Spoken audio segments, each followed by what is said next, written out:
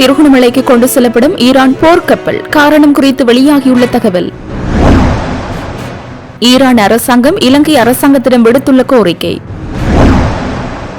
சுரேஷ் அரபின் உயிருக்கு அச்சுறுத்தல் ஏற்படலாம் என சட்டத்திறனிகள் அச்சம். தவிக்கும் இளைஞர்களை உடனே தேடி கண்டறியுங்கள், அதிகாரிகளுக்கு ஜனாதிபதியின் உத்தரவு. இறுதிக்கட்ட போரில் மஹிந்தவின் மனைவியிடம் கையளிக்கப்பட்ட பிள்ளைகள் எங்கே? ஸ்ரீதரன் எம்பி கேள்வி. குருநகர் இறங்குதுறையிலிருந்து புறப்பட்ட படகு விபத்து, நீரில் மூழ்கிய பலர், மீட்பு நடவடிக்கை தீவிரம். யாழில் வைத்திய தம்பதியொன்றின் பெரும் மோசடி, ஏமாற்றப்பட்டோர் வெளிநாடொன்றில் சிக்கி தவிப்பு.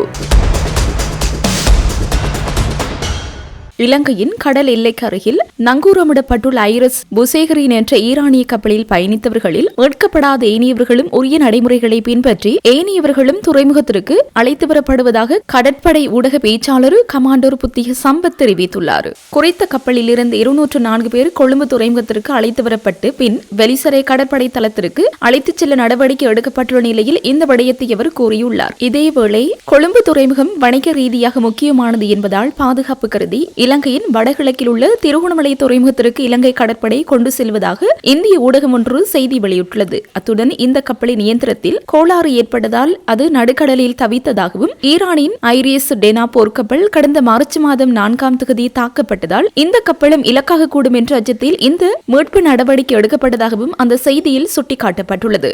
மேலும் ஐரிஸ் புசேகரியின் கப்பலில் இருந்து 53 அதிகாரிகள், 84 பயிற்சி அதிகாரிகள், 48 மூத்த மாலுமிகள் மற்றும் 23 மாலுமிகள் என மொத்தம் 208 வீரர்களை இலங்கை கடற்படை பத்திரமாக மீட்டது எனவும் குறித்த இந்திய ஊடகம் குறிப்பிட்டுள்ளது. ஈரான் கப்பல் மீது நடத்தப்பட்ட தாக்குதலில் உயிரிழந்த அந்நாட்டு கடற்படை வீரர்களின் சடலங்களை தலைநகர் தெஹ்ரானுக்கு அனுப்பி வைக்குமாறு கோரிக்கை விடுக்கப்பட்டுள்ளது.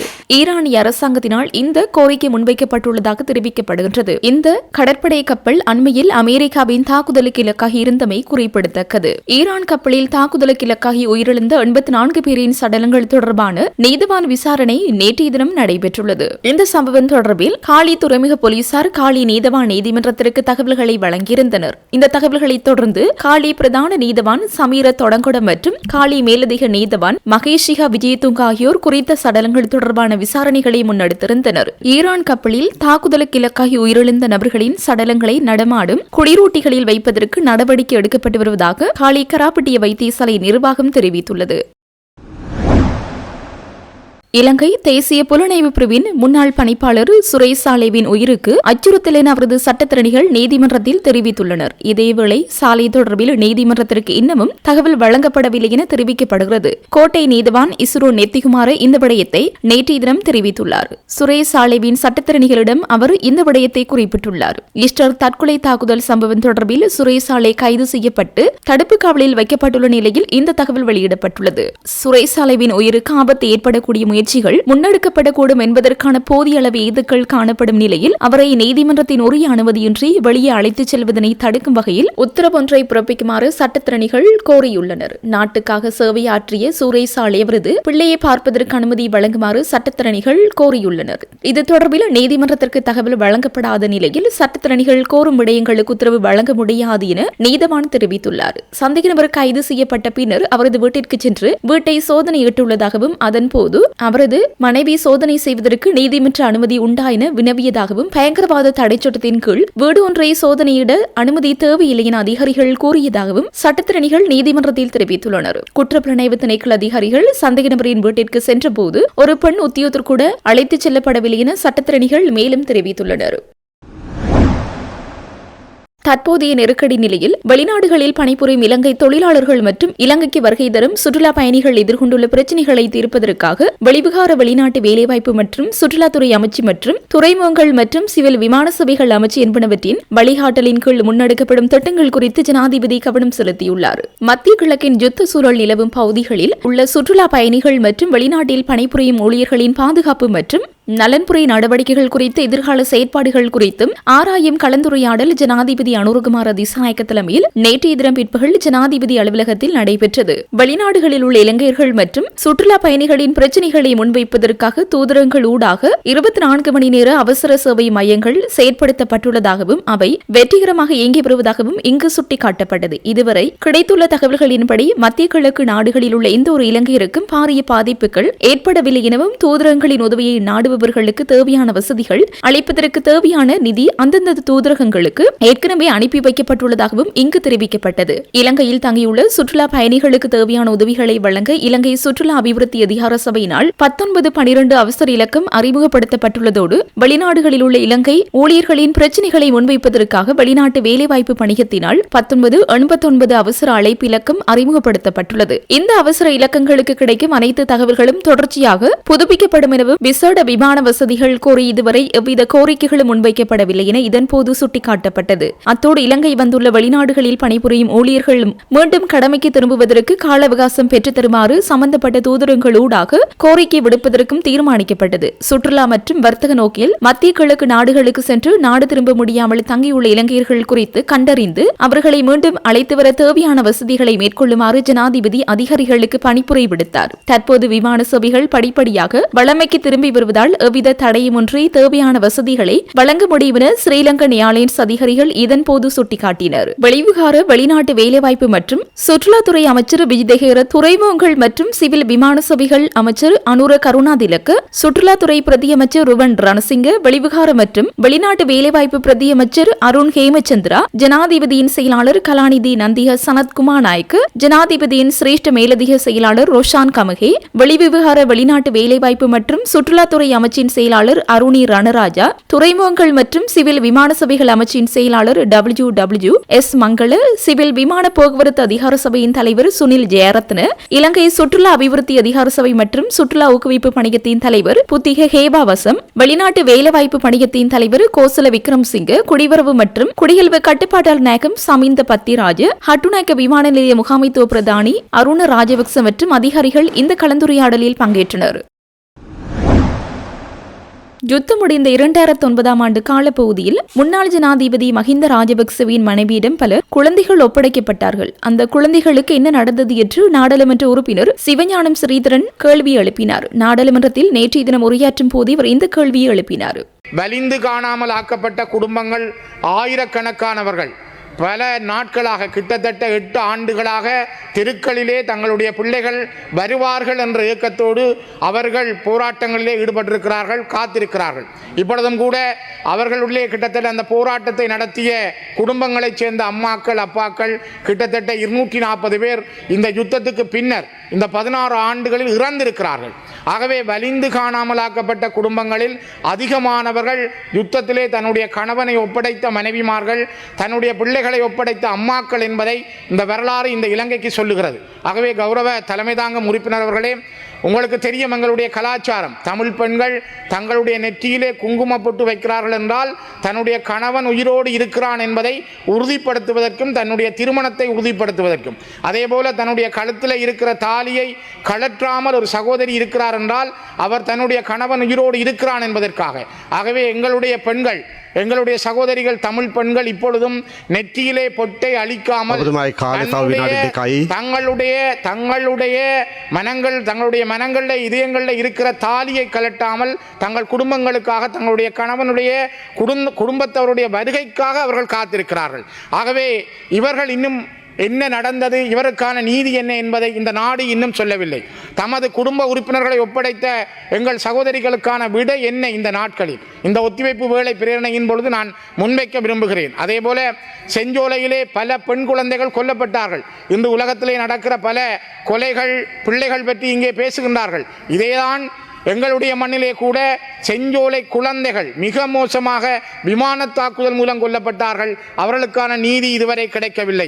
நான் நினைக்கிறேன் இன்றும் கூட வடக்கு மாகாணத்தின் அமைச்சராக இருந்த அனந்தி சசிதரன் தன்னுடைய கணவனை ஒப்படைத்திருந்தார். கண்கண்ட சாட்சியம். இன்று கண்கண்ட சாட்சியமாக பல பேர் இருந்தும் அவர்களுக்கான நீதி கிடைக்கவில்லை. அதே போல கௌரவ தலைமை தாங்கும் உறுப்பினர்களே, விடுதலை புலிகளுடைய அரசியல் துறையைச் சேர்ந்த இளம்பருதி தன்னுடைய மனைவி பிள்ளைகளோடு சரணடைந்தார்.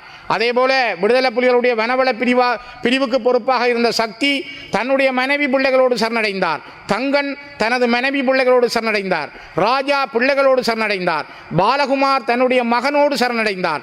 மஜித் தன்னுடைய மனைவி பிள்ளைகளோடு சரணடைந்தார். ஆனால் இவர்கள் இதுவரை யாரும் பெறவில்லை. என்ன காரணம்? இந்த நாட்டில் இவர்களுக்கான நீதி என்ன? ஒரு நாள் நீங்கள் போராளிகளாக இருந்தால் கூட, ஒரு நாள் நீங்கள் உதவி இருந்தால் கூட சரணடையுங்கள் என்று வவுனியாவிலும் அதைவிட முல்லைத்தீவிலும் அவர்களை சரணடைய வைத்தார்கள். ஆனால் இன்று வரை நீதி கிடைக்கவில்லை. இன்றும் இந்த நாட்டிலே நான் நினைக்கிறேன் சகோதரி அமைச்சராக இருக்கிறார் சாவித்திரி போல்ராஜ் அவர்கள், இந்த நீதிகளுக்கு உங்களுடைய அரசு என்ன சொல்ல போகிறது? கடந்த கால அரசுகளை நாங்கள் சொல்லுகிறோம். அதே நேரம் மஹிந்த ராஜபக்ச அவருடைய மனைவியிடம் பல குழந்தைகள் ஒப்படைக்கப்பட்டார்கள். யுத்தம் முடிந்த 2009ஆம் ஆண்டிலே அந்த குழந்தைகள், ஒரு நிமிஷம் தாருங்கள் தயவு செய்து, அந்த குழந்தைகளுக்கு இந்த நாட்டிலே என்ன நடந்தது? தலைவர் பிரபாகரனுடைய மகன் என்பதற்காக அவன் சரணடைந்த நிலையில் பாலச்சந்திரனுக்கு ஒரு பிஸ்கட் கொடுத்து சாப்பிட வைத்துவிட்டு சுட்டுக் கொண்டார்கள். அந்த பாலனுக்கு என்ன நடந்தது? இசைப்பிரியா ஒரு ஊடகவியலாளர், அவர் சரணடைந்த பொழுது, ஊடகவியலாளராக சரணடைந்த பொழுது அவர் நிர்வாணப்படுத்தப்பட்டு அவர் சுட்டு படுகொலை செய்யப்பட்டார். இதனை சேனல் போர் மிக ஆதாரத்தோடு வெளியிட்டிருந்தது. இதற்கு என்ன நடந்தது? ஆகவே தயவு செய்து, இந்த நாட்டிலே பாதிக்கப்பட்ட ஒரு இனம், நாங்கள் யுத்த விதவைகளை வடக்கிலும் கிழக்கிலும் 90,000க்கு மேற்பட்டவர்களை கொண்டிருக்கின்ற ஒரு தமிழ் தேசிய இனம். இந்த தமிழ் தேசிய இனத்தினுடைய அடிப்படை வரலாறுகள், அவர்களுடைய உண்மைகள், அவர்களுக்கு இருக்கிற ஆதங்கங்கள், இன்றும் அந்த சகோதரிகளுடைய இயக்கங்களுக்கு இந்த நாடு என்ன பதில் சொல்ல போகிறது? ஆகவே இன்று இருக்கிற இந்த நாட்டினுடைய உலகத்திலே முதல் பிரதமர், உலகத்திலே முதலாவது ஜனாதிபதி என்றெல்லாம் நாங்கள் சொல்லிக் கொள்கிறோம். அதே போல இன்று ஒரு பெண் அமைச்சர் இங்கே இருக்கிறார். நான் கேட்கிறேன், கடந்த காலங்களில் நடந்ததுக்கு நீங்கள் பொறுப்பில்லை என்று ஒரு நிமிஷம், நீங்கள் கடந்த காலங்களில் நடந்த பல குற்றங்களை இப்பொழுது கண்டுபிடிக்கிறீர்கள், அதற்கான தீர்வுகளுக்கு முயற்சிக்கிறீர்கள். அதே போலதான் தமிழ் மக்களுக்கு நடந்த நீதிக்கு புறம்பான, அவர்கள் மீது இழைக்கப்பட்ட அநீதிகளுக்கு, குற்றங்களுக்கான நீதியை தாருங்கள் என்பதுதான் அந்த மக்களுடைய கோரிக்கை. ஆகவே தயவு செய்து இந்த உயர்ந்த சபையினூடாக பல தடவைகள் நாங்கள் கேட்டிருக்கிறோம், இப்பொழுதும் கூட நான் முன்வைக்கிறேன், அதற்கு ஒரு நீதியை பெற்றுத் தாருங்கள் என்பது அந்த காணாமல் ஆக்கப்பட்ட ஒவ்வொரு குடும்பத்தினுடைய ஆதங்கமாக, இன்றும் தன்னுடைய பொட்டை அளிக்காமல் தாலியை கழட்டாமல் இருக்கின்ற சகோதரிகளுடைய ஆதங்கமாக நான் இந்த உயர்ந்த சபையிலே இந்த கோரிக்கைகளை முன்வைக்கிறேன். தயவு செய்ததற்கான நீதியை பெற்றுத் தாருங்கள். குருநகர் இறங்குதுறையிலிருந்து பாளைதீவு புனித அந்தோனியார் ஆலயத்திற்கு புறப்பட்ட படகொன்று நீரில் மூழ்கி விபத்துக்குள்ளாகியுள்ளது. குறித்த விபத்து சம்பவம் சற்று முன்னர் இடம்பெற்றுள்ளதாக தெரிய வருகின்றது. இந்த சம்பவம் தொடர்பில் மேலும் தெரிய வருகையில், ஆலயத்திற்கு சென்ற பயணிகள் படகு ஒன்றே இவ்வாறு விபத்துக்குள்ளாகியுள்ளது. குறித்த படகில் இருந்த முதியவர்கள், சிறுவர்கள், பெண்கள் என பலர் நீரில் மூழ்கியுள்ளதாக தெரிவிக்கப்படுகின்றது. இந்த நிலையில் அவர்களை மீட்கும் நடவடிக்கைகளில் அப்பிரதேச கடற்றொழிலாளர்கள் உடனடியாக ஈடுபட்டுள்ளனர். இதில் 3 பேர் கரைக்கு கொண்டுவரப்பட்டுள்ள நிலையில் ஒருவர் உயிரிழந்துள்ளார். மேலும் தேடுதல் நடவடிக்கைகள் தீவிரப்படுத்தப்பட்டுள்ள நிலையில் அங்கு பரபரப்பான சூழல் உருவாகியுள்ளமை குறிப்பிடத்தக்கது.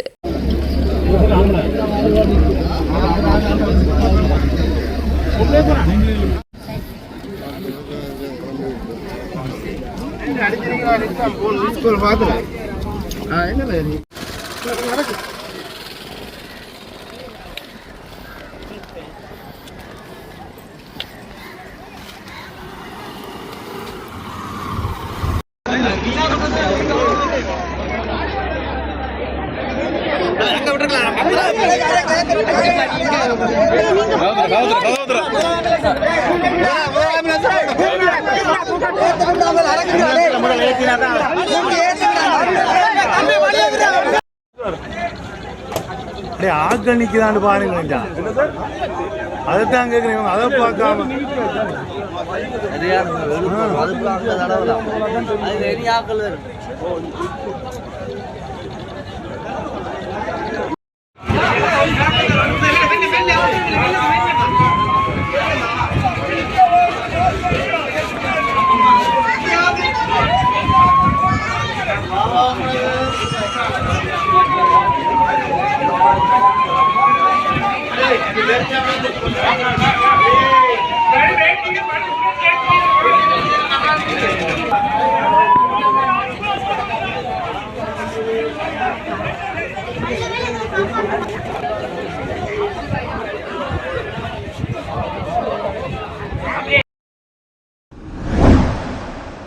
யாழில் வெளிநாட்டுக்கு அனுப்புவதாக கூறி பெண்ணொருவரிடம் சுமார் 30 லட்சத்திற்கும் அதிகமான பணத்தை வைத்திய தம்பதி ஒன்று ஏமாற்றியுள்ளதாக பாதிக்கப்பட்ட பெண்ணின் தங்கை காவல்துறையில் முறைப்பாடு பதிவு செய்துள்ளார். குறித்த வைத்திய தம்பதி தனது அக்காவை வெளிநாடு அனுப்புவதாக கூறி 2 வருடங்களாக கம்போடியா நாட்டில் தடுத்து வைத்துள்ளதாக அவர் முறைப்பாட்டில் தெரிவித்துள்ளார். அத்தோடு தனது அக்காவை போன்று மேலும் பலர் அங்கு தடுத்து வைக்கப்பட்டுள்ளதாகவும் அவர்களுக்கு உணவு மற்றும் தங்கும் இடவசதியை உரிய முறையில் ஏற்படுத்தி கொடுக்காத காரணத்தினால் பலர் அடிமைகளாக அங்கு வேலை செய்வதாகவும் அவர் குறிப்பிட்டுள்ளார். சம்பந்தப்பட்ட வைத்திய தம்பதி நீர்கொழும்பில் வசிக்கும் இன்னும் ஒரு தரப்பினர் ஊடாக ஆட்களை திரட்டி வெளிநாடுகளுக்கு அனுப்புவதாக மோசடி வர்த்தகத்தில் ஈடுபட்டு வருகின்றதாகவும் முறைப்பாட்டில் தெரிவித்துள்ளார். இந்த நிலையில் சந்தேக நபர்களான வைத்திய தம்பதியினர் கைது செய்து சட்டத்தின் முன் நிறுத்த வேண்டும் என பாதிக்கப்பட்ட பெண்ணின் தங்கை கோரிக்கை முன்வைத்துள்ளார்.